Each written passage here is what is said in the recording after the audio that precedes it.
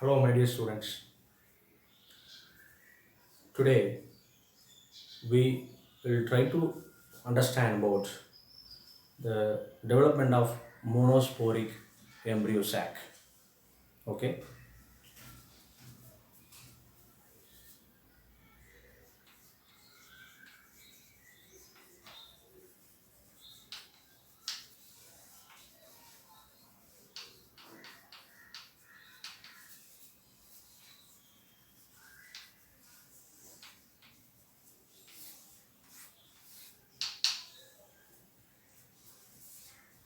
So, in the development of monosporic embryo sac requires the basic concept. Let we learn what is the basic concept.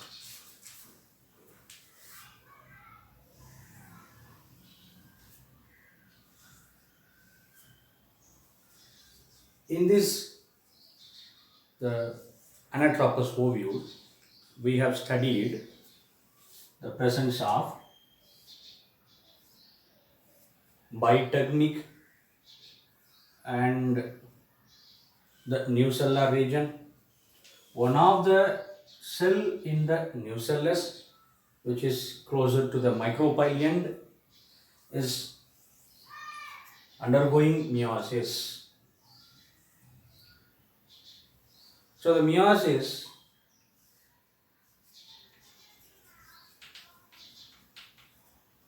results four haploid megaspores. This we have studied. நண்பர்களே, நாம் இப்போ ஒரு பெருவித்து sir கருப்பையினுடைய வளர்ச்சி எப்படி இருக்கும் அப்படிங்கிறத தெரிஞ்சுக்கலாம். அதுக்கு முன்னால் நமக்கு என்ன தெரியும் அப்படிங்கிறத முதல்ல பார்க்கணும். இந்த அனாட்ராபஸ் ஓவியூவில் அனாட்ராபஸ் சூழினுடைய அமைப்பில் நியூசெல்லஸ் சூழ் திசு பேரன் கைமாவால் ஆனது. அதில் இந்த சூழ் துளைக்கு மிக அருகில் இருக்கக்கூடிய ஒரே ஒரு சூழ் திசு செல் அளவில் பெரிதாகி ஆர்கிஸ்போரியல் செல்லாக மாறுகிறது. அது மெகாஸ்போர் மதர் செல், பெருவித்து தாய் செல்லாக செயல்படுகிறது. அந்த பெருவித்து தாய் செல் அதுதான் இந்த மெகாஸ்போர் மதர் செல். அதில் ஒரு குன்றல் பகுப்பு நடந்து 4 ஒருமடிய பெருவித்துக்கள் உருவாகிறது. இப்போ இந்த 4 ஒருமடிய பெருவித்துக்கள் இந்த கருப்பையில் எப்படி இருக்கும்?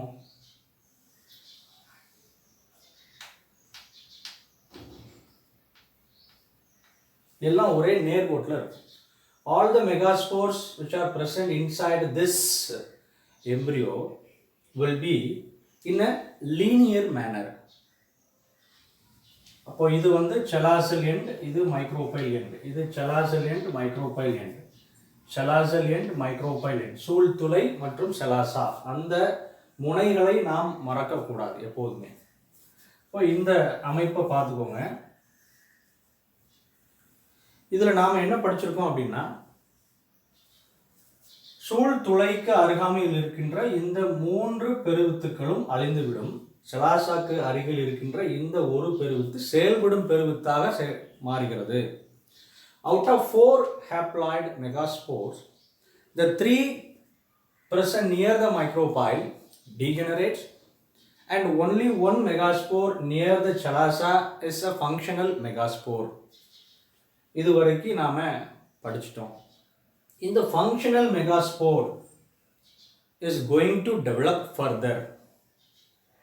So we have studied in our last video, out of 4 haploid megaspores, if only one is functional for the further development of embryo sac, we will say it is a monosporic. If 2 megaspores are involved in the further development, it is bisporic. If all the 4 megaspores are involved in the development of embryo sac, then we will say it is a tetrasporic. அதாவது 4 ஒருமடிய பெருவித்துக்களில் ஒன்று மட்டும் செயல்படும் பெருவித்தாக இருந்தால் அந்த கருப்பை வளர்ச்சியை நாம் என்னன்னு சொல்கிறோம்? ஒரு பெருவித்து சார் கருப்பை வளர்ச்சி என்று சொல்கிறோம். 2 பெருவித்துக்கள் கருப்பை வளர்ச்சியில் ஈடுபட்டால், ஒரு மடிய பெருவித்துக்கள் ஈடுபட்டால் அதை இரு பெருவித்து சார் கருப்பை வளர்ச்சி. 4 பெருவித்துக்களும் ஈடுபட்டால் அது என்னன்னு சொல்கிறோம்? 4 பெருவித்து சார் கருப்பை வளர்ச்சி. அவ்வளோதான். அதுக்கு உதாரணம் நாம் பார்த்தோம். இப்போ நாம் பார்க்க போகிறது மோனோஸ்போரிக் எம்பிரியோ டெவலப்மெண்ட், ஒரு பெருவித்து சார் கருப்பை வளர்ச்சியினுடைய விளக்கம். சரியா? அப்போ இந்த அமைப்பை மறுபடியும் நாம் பார்க்கணும். இதை தான் விரிவாக பார்க்க போகிறோம். We are going to discuss that the functional megaspore, how does it develop into the embryo sac. Okay, we should understand and will learn easily. நாம் கண்டிப்பாக அதை புரிஞ்சுக்கணும். எளிமையாக இதை எப்படி நாம் புரிஞ்சுக்கிறது, இந்த படம் மட்டும்தான் நாம் பார்க்க போகிறோம். சரியா? அப்போது ஒரே ஒரு பெருவித்து கருப்பையினுடைய வளர்ச்சியில் அது ஈடுபடுகிறது. This is functional megaspore. Initially, it undergoes one mitotic division. தொடக்கத்தில், இதனுடைய வளர்ச்சியினுடைய தொடக்கத்தில் இந்த ஒரு பெருவித்து குன்றலிலா பகுப்பிற்கு உட்படுகிறது.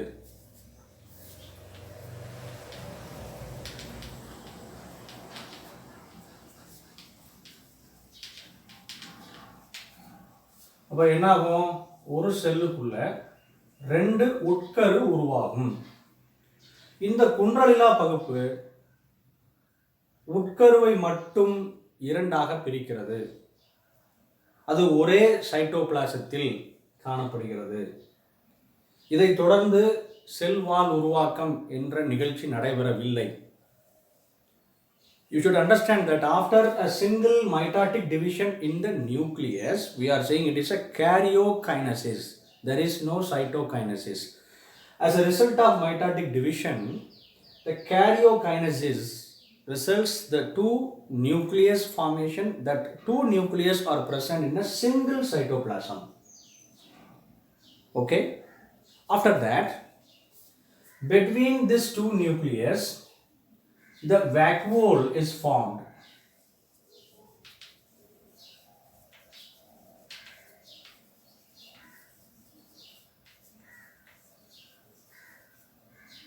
Vacuole is formed. So இந்த 2 உட்கருக்கு இடையில ஒரு பெரிய குமிழ் போன்ற அமைப்பு உருவாகிறது. அதை நம்ம வேக்யூல் அப்படின்னு சொல்றோம். அந்த வேக்யூல் என்ன பண்ணுதுன்னா, இந்த உட்கருக்களை துருவ பகுதிக்கு நகர்த்துகிறது. This vacuole moves the nuclei into the pole region of this single embryo sac cell of the nucellus in a ovule. After that, the nucleus undergoes 2 mitotic division. 2 mitotic division. 2 mitotic division. What would happen? இந்த கருப்பையானது இன்னும் நீட்சி அடைகிறது.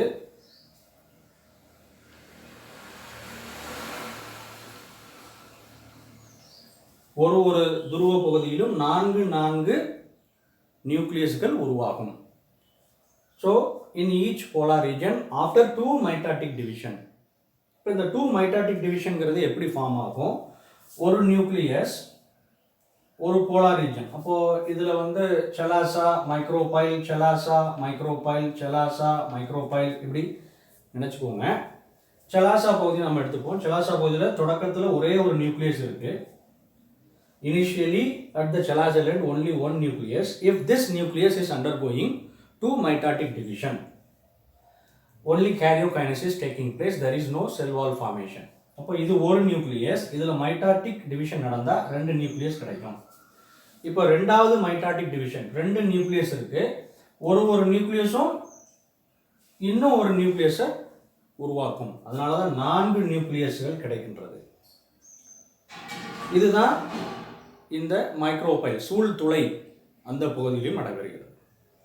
So after the end of 2 mitotic division in this stage, there are 4 nucleus which are present in the common cytoplasm. பொதுவாக இருக்கின்ற சைட்டோபிளாசத்தினுடைய 2 துருவ பகுதிகளிலும் 4 நியூக்ளியஸ்கள் கேரியோகைனசிஸினால் உருவாக்கப்பட்டுள்ளது. இந்த நிலையில் இந்த நியூக்ளியஸ்கள் ஆர்கனைஸ் ஆகும், அதாவது தன்னை வலுப்படுத்தி கொள்ளும். அந்த வலுப்படுத்தி கொள்ளுதல் அப்படின்னா என்ன அர்த்தம்னா செல் வால் ஃபார்மேஷன் அப்படிங்கிறது நடக்கும். இந்த செல் வால் ஃபார்மேஷன் எப்படிலாம் நடக்கும் இப்போ பாருங்கள். இது மைக்ரோபைல் எண்ட், இது செலாசல் எண்ட். சரியா? இப்போ இங்கே நியூக்ளியஸ் இருக்குது, இங்கேயும் நியூக்ளியஸ் இருக்குது, 4 நியூக்ளியஸ் இருக்கணும் ஒரு பகுதியிலையும். இந்த மைக்ரோபைல் எண்டில் சூழ்துளையினுடைய அந்த துருவ பகுதியில் 2 சினர்ஜிட்டுகள் உருவாகும். இந்த 2 சினர்ஜிட்டுகளும் இந்த மையத்தில் இருக்கின்ற பெரிய முட்டை வடிவ செல், அதுதான் நம்ம எக்குன்னு சொல்கிறோம். சரியா? அதுக்கு இரு பக்கத்திலும் காணப்படும். அப்போ இந்த சூழ்துளையினுடைய ஒரே ஒரு நியூக்ளியஸ் இந்த செல்லின் மைய பகுதிக்கு நகர்ந்து, சரியா, கீழ்ப்புற நியூக்ளியஸாக செயல்படும். அந்த செல்வால் அப்படிங்கிறது உருவாகாது. சலாசா பகுதியிலையும் இந்த 4 நியூக்ளியஸில் 3 நியூக்ளியஸை சுற்றி என்ன உருவாகும்? செல் உறை, செல் வால், செல் சுவர் அப்படிங்கிறது ஃபார்ம் ஆகும். So out of 4 nucleus in the micropyle end, the cell wall formation takes place only around 3 nucleus. The remaining one is moving to the center region of this cell.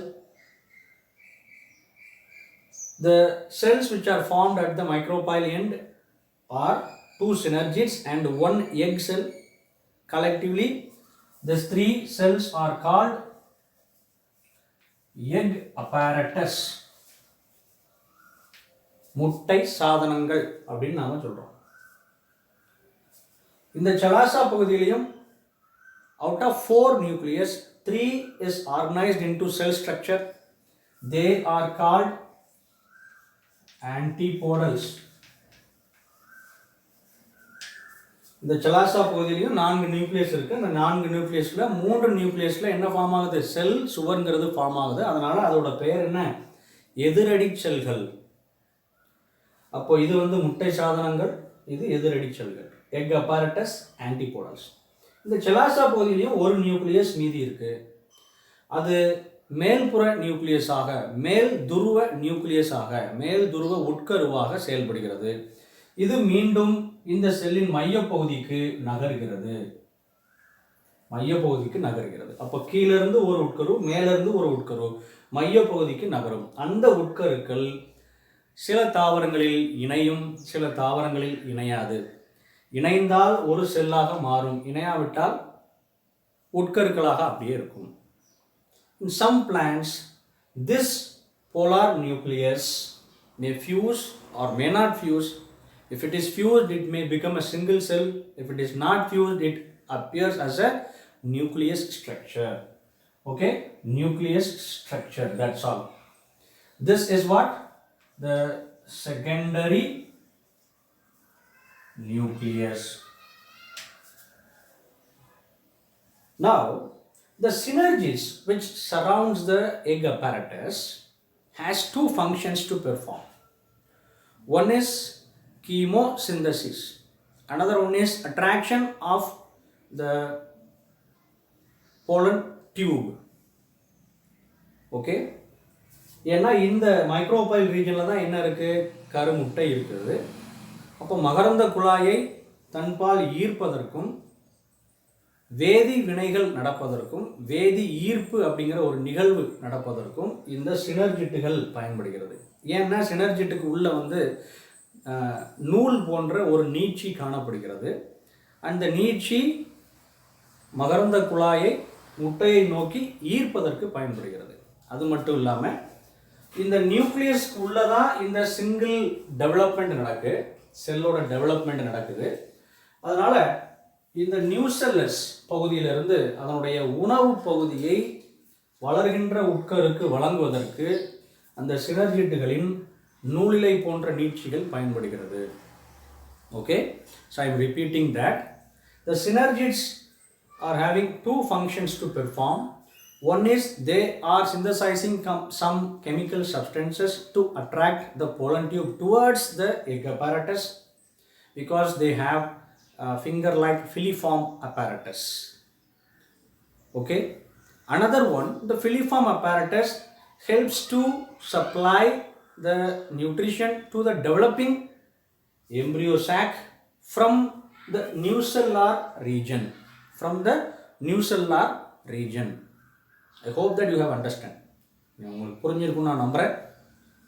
ஆக ஒரு பெருவித்து சார் கருப்பையினுடைய வளர்ச்சியில் antipodals 3 numbers இருக்கு, egg அப்பேரட்டஸ் 3 numbers இருக்கு. சரியா? தொடக்கத்தில் இது ஒரு முழுமையான செல்லாக கருதப்படுகிறது. அப்போ இந்த 3 செல், இந்த 3 செல், இது ஒரு சிங்கிள் செல். மொத்தம் இந்த ஒரு பெருவித்து சார் கருப்பை வளர்ச்சியில் கடைசியில் நமக்கு கிடைக்கிறது 7 செல்ட் ஸ்ட்ரக்சர். சரியா? அப்படி இல்லைன்னா செகண்டரி நியூக்ளியஸ் 2 இருக்கு, ஆன்டிபோடல் செல்ஸ் எதிரடி செல்களில் 3 நியூக்ளியஸ் இருக்கு.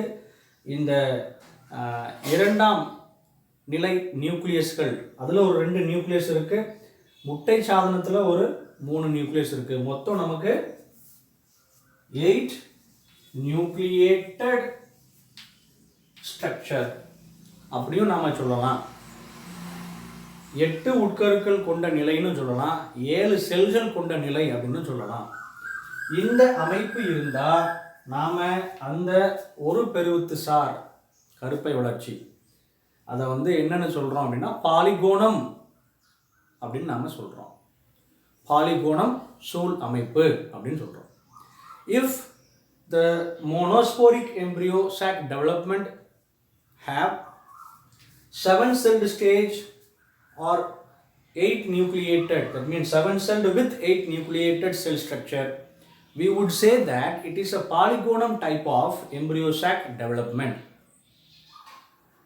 Since only one megaspore functions here, we are saying it is a monosporic embryo sac development. So இதுக்கு இன்னொரு பேர் என்ன? பாலிகோனம். பாலிகோனம்